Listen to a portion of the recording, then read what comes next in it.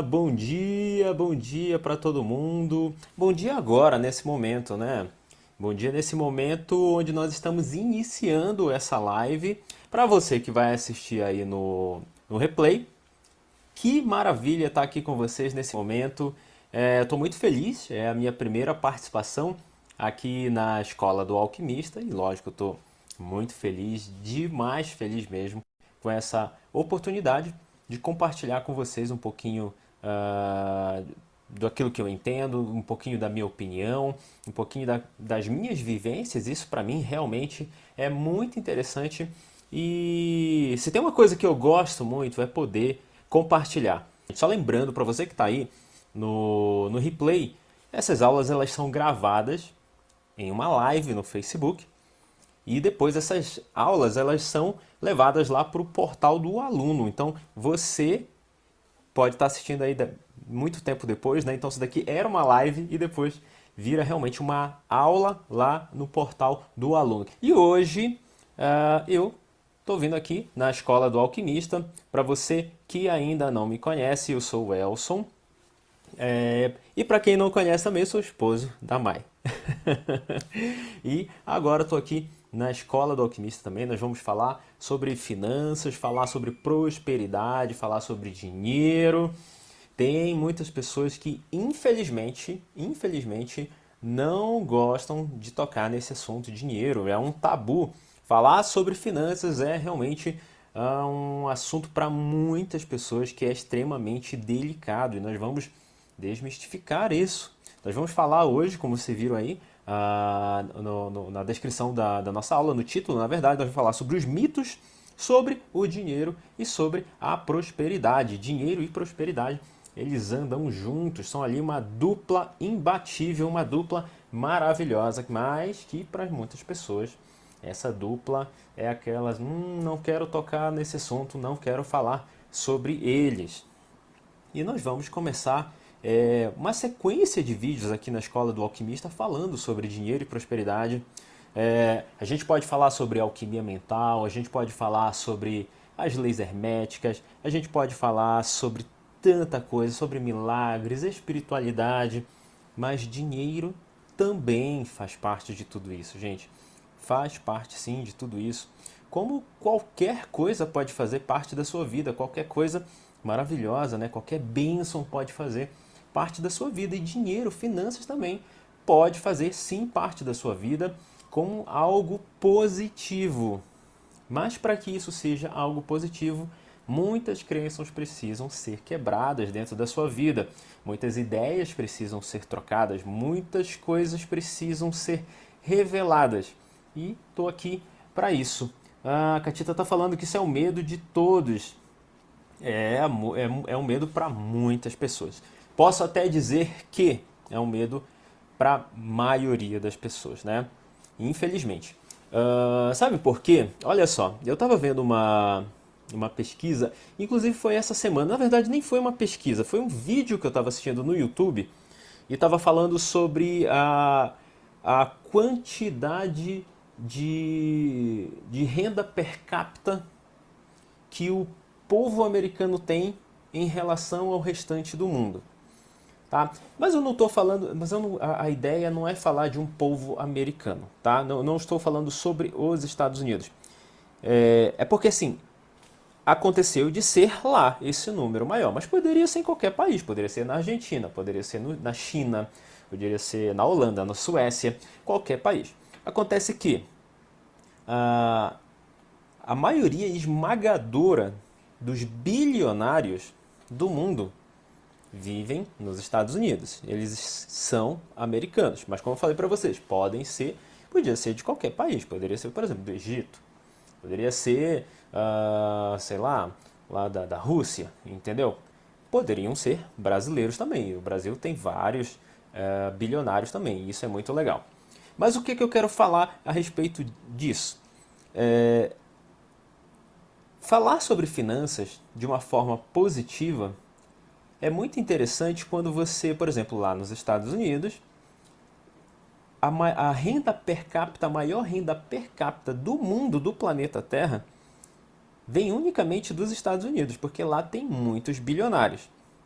Agora eu digo para vocês, por que que lá nos Estados Unidos tem muitos bilionários? Inclusive, os dois mais ricos do mundo atualmente são americanos. O Elon Musk e o Jeff Bezos são dois americanos.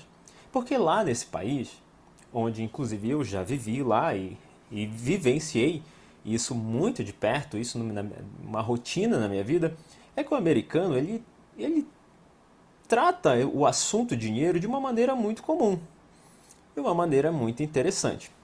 Ao ponto de que, às vezes, eu como brasileiro, no bom sentido, depois, lógico, eu me acostumei muito ao estilo de vida americano, é, parece ser no início assim um pouco, eles são muito entrão, sabe? Nossa, eles são, chega até ser, dá-se um pouquinho de constrangimento das perguntas que eles fazem.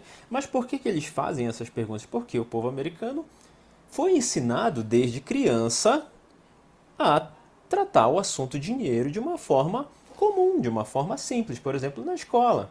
Nos Estados Unidos, as crianças aprendem sobre finanças e isso é muito comum desde criança. Então você vai, por exemplo, vamos supor que é a primeira vez que você vai conversar com um americano. E na primeira conversa, pode ser que ele pergunte para você: e você trabalha do quê? Você faz o que da sua vida? Quanto que você ganha por mês? Quanto que você ganha por ano? E eles perguntam isso. Perguntam de maldade? Não, não é de maldade. Perguntam por falta de educação? Não, eles perguntam porque para eles isso é tão comum falar sobre dinheiro, é tão simples falar sobre dinheiro, que eles acabam fazendo essas perguntas que para nós aqui brasileiros soa muito estranho. Para mim soava muito estranho. Às vezes eu me sentia invadido, a minha privacidade é escancarada com essas perguntas. Mas países realmente onde tem um desenvolvimento muito grande, como os Estados Unidos, como muitos países da Europa, falar sobre finança é algo muito simples. E aqui no nosso país, aqui no Brasil, nós realmente precisamos falar mais sobre dinheiro. Dinheiro, gente, não é tabu. Dinheiro não é um assunto onde você fica assim, não quero tocar nesse assunto. Não, ele não deve ser assim, tá bom? Isso começa onde? Desde criança, por isso que nas escolas americanas falar sobre finança é algo que vem desde berço, que vem desde criança. Por uma questão, você vai, por exemplo, numa loja de infantil e lá você vai ver cofres de brinquedo para vender para as crianças, porque as crianças querem ganhar um cofrinho de brinquedo para guardar ali as suas primeiras moedinhas. Aqui no Brasil, você vai entrar numa loja de infantil, é muito difícil você vai ver um cofre. Olha só para vocês terem ideia, agora esses dias eu entrei no Mercado Livre procurando por cofre infantil para dar para o meu filho. Gente, é incrível, não tem. Eu vi uns de porcelana, mas ó, eu não vou dar um cofre de porcelana para uma criança que vai se acidentar, muito provavelmente, vai quebrar aquilo ali, vai se machucar. Então não é interessante. Então foi o máximo que eu vi, acho que era um bonequinho lá, um personagem infantil, só que de porcelana. E lá nos Estados Unidos não, você entra numa loja de brinquedos, você vai ver lá uma coisa bem lúdica, de plástico, para a criança não se machucar. Então olha só, você entra no Mercado Livre, gente, a maior loja online aí, junto com a Amazon no Brasil, você dificilmente vai encontrar, por exemplo, um cofre para você dar para uma criança. O que é que eu fiz?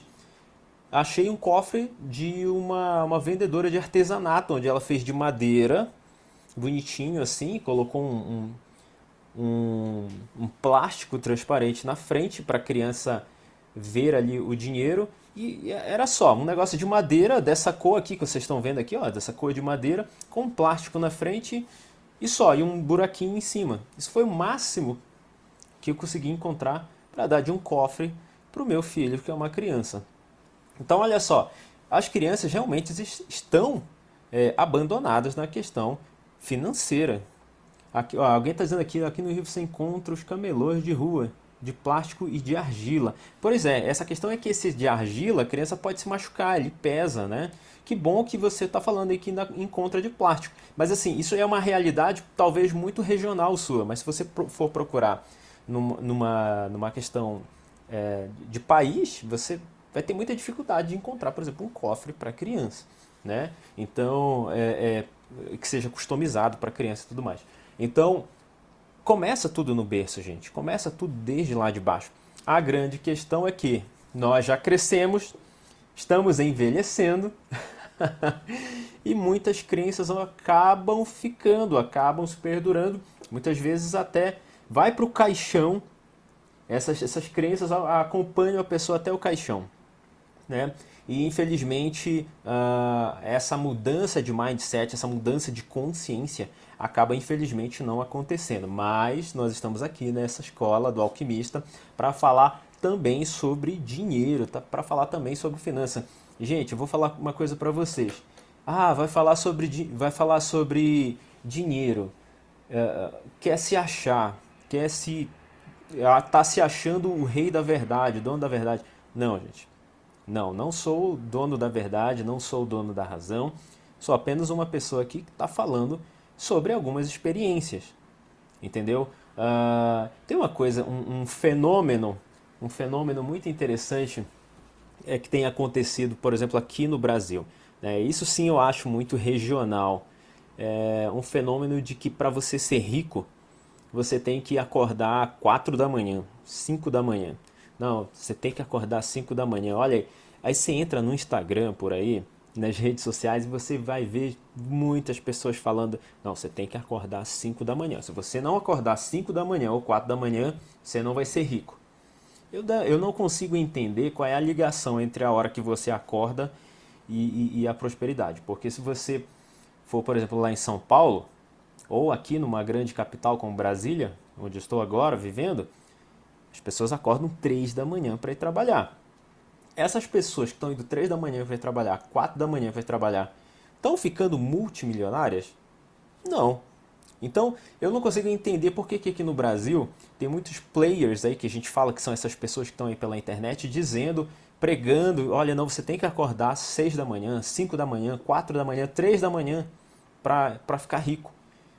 Olha, se isso fosse uma receita, como uma receita de bolo para ficar rico, muita gente já estava multimilionária agora acordando 3 da manhã. Isso não é uma realidade. Eu não consigo enxergar qual é a ligação entre o acordar cedo e a prosperidade e o ficar rico.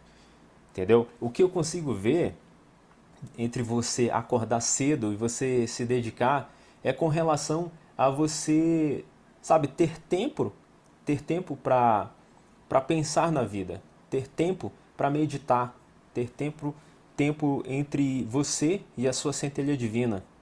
Você precisa sim ter esse tempo de qualidade para você meditar, ter tempo de qualidade para você se conectar o tempo todo com a sua centelha divina.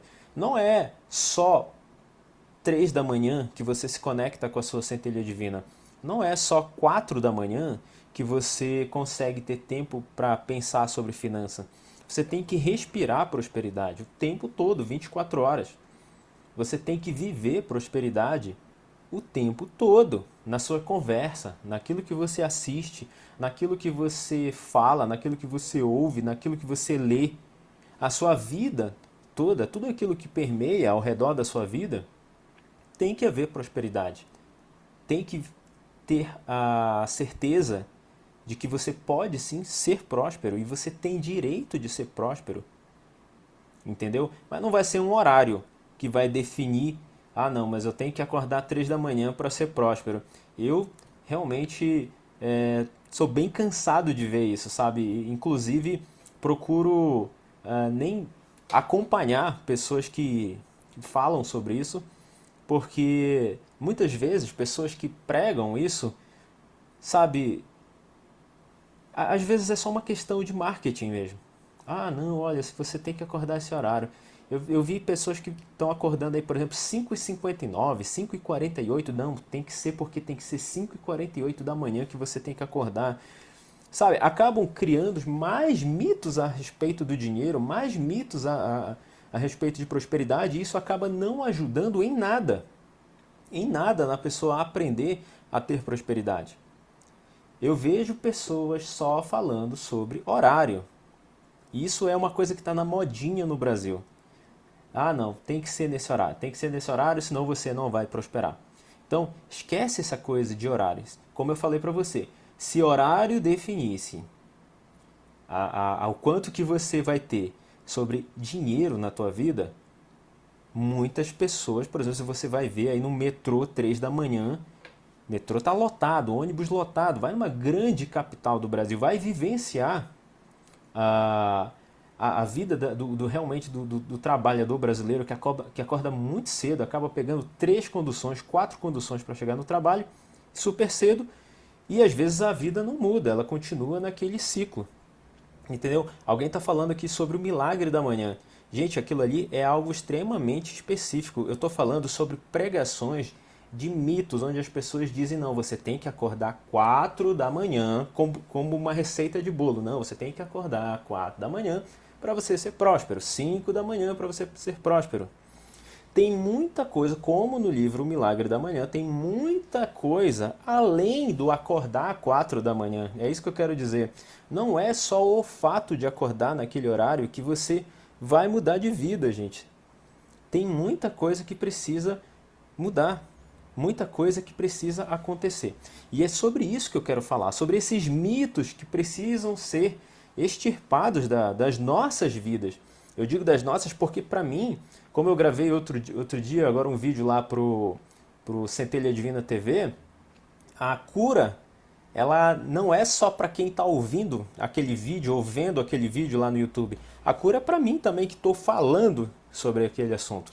Então, falar sobre prosperidade também é algo que principalmente, eu diria até primeiramente, é para mim e depois para quem está aqui assistindo esse vídeo, você que vai assistir esse vídeo daqui a pouco, ou amanhã, ou daqui a um ano, no replay aqui dessa aula. Então, eu elenquei aqui 1, 2, 3, 4, 5, 6, 7, 8. 8 tópicos que todos nós precisamos entender para poder haver uma mudança de mentalidade nas nossas vidas. Alguém colocou aqui, Deus ajuda quem cedo madruga. Sim, com certeza. Gente, só para ficar bem claro, acordar cedo, primeiramente porque é maravilhoso. Eu amo ver o nascer do sol. Eu acordo cedo também, eu acordo 5 da manhã todos os dias. Até porque eu tenho que acordar bem cedo, porque as aulas, a aula do meu filho começa bem cedo também. Então eu tenho que acordar bem cedo, eu tenho que me arrumar ele e tudo mais, pegar o trânsito até chegar lá na escola dele. Então eu acordo sim cedo todos os dias. Amo acordar cedo todos os dias. Eu estou só me referindo a que pessoas aqui no Brasil, muitas pessoas que estão aí na internet, pregam que precisa ser um determinado horário. Não, você tem que acordar esse determinado horário, entendeu?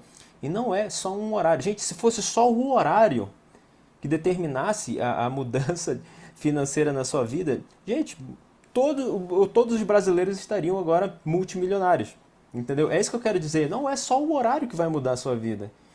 E eu vejo aí pela internet as pessoas só tocando nesse assunto. Olha, acorda 5, tá, mas e aí? E depois disso?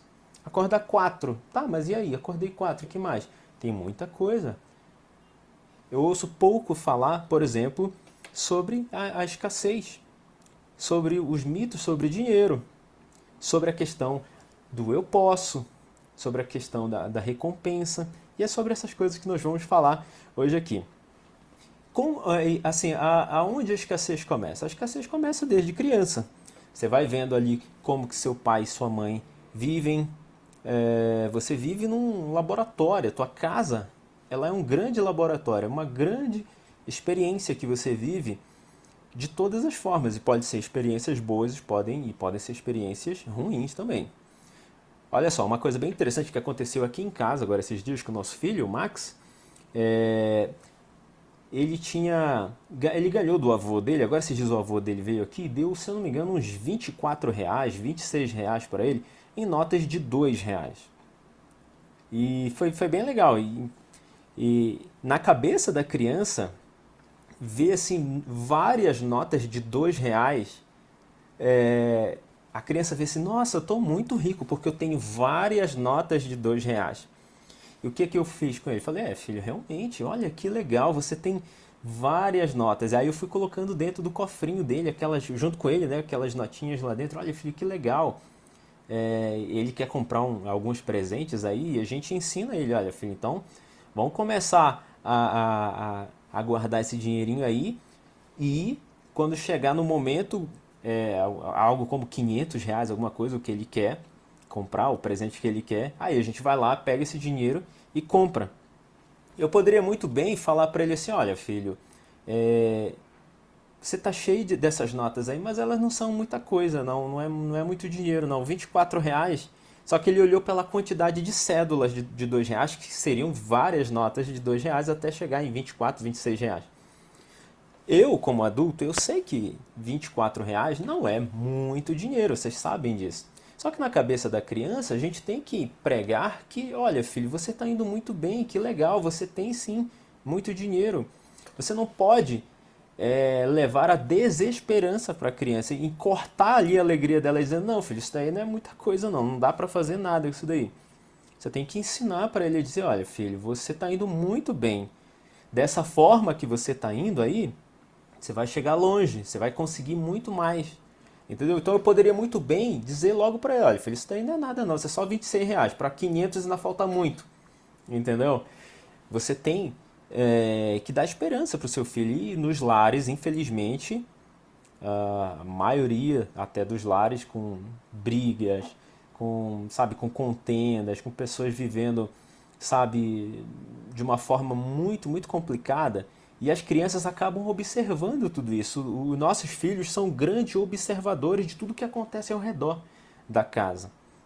E quando você leva a desesperança para a criança, você já criou um adulto que vai se tornar depois um adulto fracassado, um adulto cheio de desesperança, um adulto fraco, um adulto com medo, um adulto que não gosta de falar sobre finanças, não gosta de falar sobre dinheiro.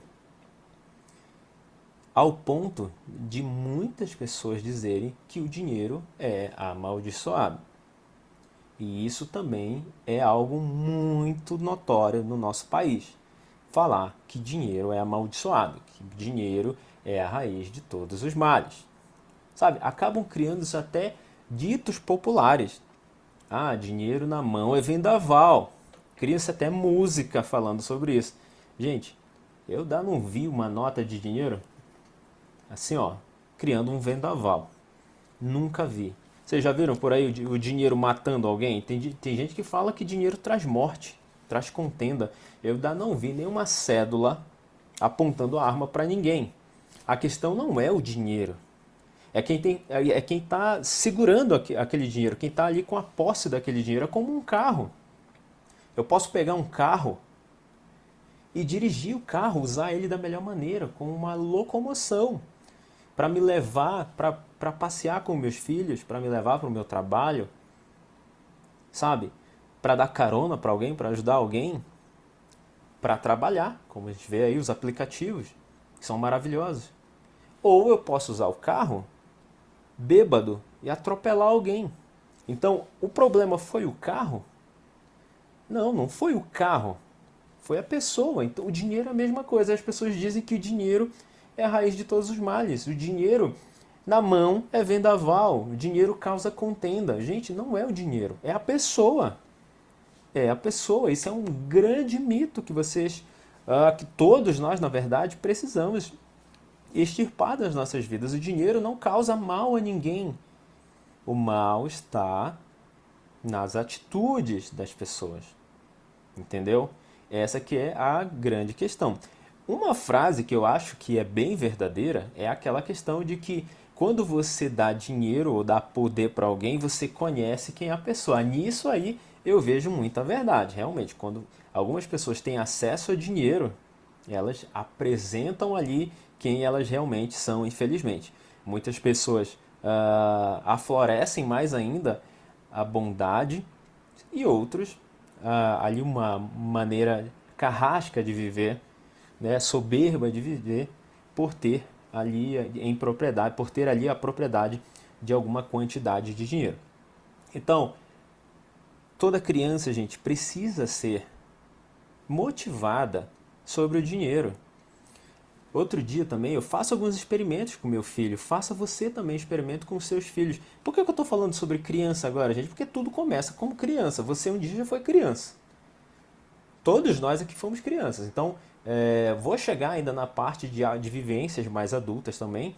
Mas se você não curar, por exemplo, essa criança interior que tem dentro de você, ou não curar as crianças que tem dentro da sua casa, você vai estar contribuindo para o nosso país afundar mais ainda com crianças que vão se tornar adultos, fracassados, tristes, com medo, sem confiança, frustrados, cheio de interrogações na cabeça, cheio de abobrinhas aí na cabeça. Então, precisa mudar como criança. Eu falei agora esses dias pro Max, ele queria comprar alguma coisa. Eu falei, filho, é o seguinte, eu não posso ir agora. Ele queria ir na padaria comprar alguma coisa. Aqui onde nós moramos tem uma padaria bem pertinho. Você sair aqui do condomínio, a pé do condomínio para a padaria, eu acho que dá aí em torno de 5 minutos andando. Então é bem pertinho. E ele tem 10 anos. Eu falei para ele, filho, vai você mesmo lá. Ah, pai, mas eu não sei, não sei. Sei lá, aí a criança já tem aquele medo. Ah, eu acho que, sei lá, vão me roubar, vão me enganar, coisas desse tipo. E você tem que plantar no coração da criança, plantar na mentalidade dele que ele pode sim. Então eu falei para ele, filho, é o seguinte, eu vou te dar aqui dinheiro, eu dei para ele uma nota de R$ 50 e fiz outros dias esses experimentos com ele também com cartão. Ele nunca tinha usado cartão. E agora essa questão de você só aproximar ali o cartão da maquineta é até mais fácil, que aí não precisa decorar código, senha e nada, né? Então eu fiz esse experimento para ele, dei um dinheiro na mão dele e ele foi lá na padaria. Primeiro, ele também nunca tinha ido sozinho na padaria. Então, o que eu estou querendo dizer com isso? Gente, você tem que plantar a confiança na criança, você tem que plantar o desbravar na vida da criança. Eu falei, filho, vai lá, você sabe, você já foi comigo, você já foi com a sua mãe várias vezes. Agora vai você sozinho. Você consegue, você tem 10 anos. Eu já vi muitas crianças por aí, por exemplo, eu ouço histórias, por exemplo, do meu sogro, que com 6, 7 anos vendia bombons de casa em casa, morava no interior e ia na porta das casas no interior vendendo bombons, vendendo trufa, essas coisas. O meu sogro já fazia isso com 7, 8 anos. E o meu filho tem 10 anos. Eu falei, filho, vai lá, você sabe, você consegue. Aí ele foi, pegou o elevador, desceu. E tem uma coisa também sobre a capacidade. Para quem não sabe, meu filho mais velho, ele é autista. E então tudo é um desafio a mais por ser autista. E uma coisa que nós nunca escondemos dele foi a condição autística dele. E ele sabe que ele é autista. Outro dia ele falou, pai, mãe, eu, eu sou autista. Foi quando ele descobriu assim, parece que caiu uma ficha, né? Eu sou autista, né? Eu falei, você é autista. Não, porque eu vi no YouTube alguma coisa falando sobre autista. Eu falei, pois é, você é autista. Então, eu poderia muito bem criar aquela coisa assim, ele não consegue. Ah, ele não vai, ele não pode. Não, ele pode sim, pode sim. E é isso que você tem que plantar no coração dos seus filhos, dos seus sobrinhos, ou no seu próprio coração. Eu não sei que idade você tem, você que está aqui assistindo esse vídeo agora, mas todos nós temos uma criança interior. Por mais que você tenha aí 70 anos, mas existe uma criança que mora dentro de você. E essa criança que mora dentro de você, ela precisa ter coragem, ela precisa desbravar, ela precisa entender que ela pode. Entendeu? Então eu falei para ele, filho, desce, vai lá com o dinheiro. Falei para ele, ó, filho, ninguém vai roubar você. E se acontecer alguma coisa, vai dar tudo certo no final. Você tem que ser corajoso. Um dia você vai crescer, um dia você vai ser um adulto e aí fora tem ladrão, tem essas coisas, tem tudo mais. E a gente precisa sair na rua para fazer as coisas. Então, por mais que aconteça alguma coisa, tá valendo. São ossos do ofício de nós, avatares que vivemos aqui temporariamente humana nesse mundo. E ele foi na padaria, deu o dinheiro lá para a pessoa que estava no caixa, comprou aquilo que ele queria, voltou para casa. E olha só, eu poderia muito bem dizer, eu poderia muito bem pensar, bom, ele é autista, ele não vai conseguir. Outra coisa, eu poderia pensar assim, ele tem 10 anos, é muito novinho para ir sozinho, ele não vai conseguir. Para entrar aqui no nosso condomínio tem que ter todo um cadastro e tudo mais, e digital, passa por algumas catracas de segurança e tudo mais. E ele passou por tudo aquilo, voltou para casa e ele ficou tão feliz. Pai, eu consegui, olha, eu fui lá. Aí outro dia eu falei, não, agora você vai levar o cartão. Pai, mas eu nunca usei o cartão. Não, mas não tem segredo. Você pega o cartão assim, ó, pega a maquineta lá e esfrega assim na maquineta e vai pagar, você vai ver, vai dar certinho. E ele foi lá. Então, hoje, ir na padaria, por exemplo, comprar alguma coisa para o meu filho é algo super simples. É super tranquilo. Porque eu plantei junto com a Mai no coração dele de que ele pode. Ele pode sim ir. E é isso que você tem que fazer nas crianças que estão aí na sua casa, nos seus sobrinhos, nos seus netos, nessa criança, como a Cristiane colocou aqui, eu sou um bebê e tenho 49 anos. Sim, eu digo que você é, porque todos nós temos uma criança interior e muitas vezes essa criança interior está ferida, ela está com problema, entendeu? E precisa aí de um remédio para mudar. E qual é o remédio? Como eu falei agora, mudar a consciência de que você não pode. Você pode qualquer coisa, gente. Você pode qualquer coisa. Qualquer coisa.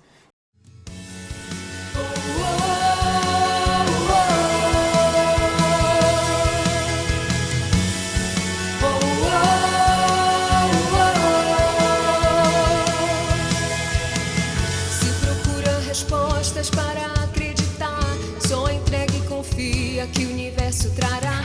Se já tentou de tudo, achar difícil demais, não tenta do jeito certo e se acha incapaz. Tá vivendo no caos e não consegue enxergar que quem tem poder é capaz de mudar.